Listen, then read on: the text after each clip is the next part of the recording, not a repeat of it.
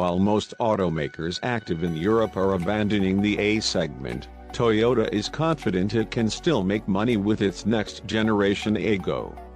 Rather than being a joint effort with Peugeot and Citroën as was the case with the previous model, the new pint-sized car has been exclusively developed and designed by Toyota in Europe for Europe, with production set to take place at the firm's Kolin factory in the Czech Republic. Because apparently everything has to be a crossover these days, the Aygo is gaining the X suffix, pronounced cross to signal the vehicle's high-riding attitude.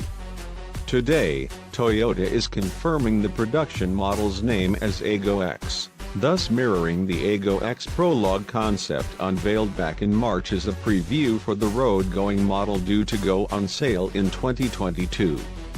It will ride on the same TNGAB platform as the larger Yaris Super Mini, which recently spawned a Yaris Cross subcompact crossover. Little else is known about the Aygo X, but Toyota has previously confirmed it will be powered by a combustion engine rather than adopting an EV setup. Our money is on a small 3-cylinder gasoline unit, likely naturally aspirated with less than 100 horsepower.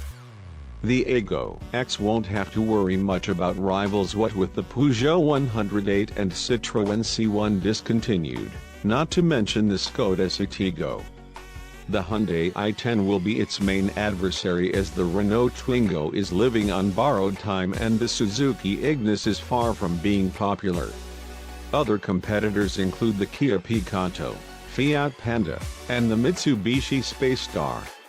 Toyota's smallest model outside of its K cars sold in Japan will debut in November as the company's first full model change to be planned, designed, and manufactured in Europe.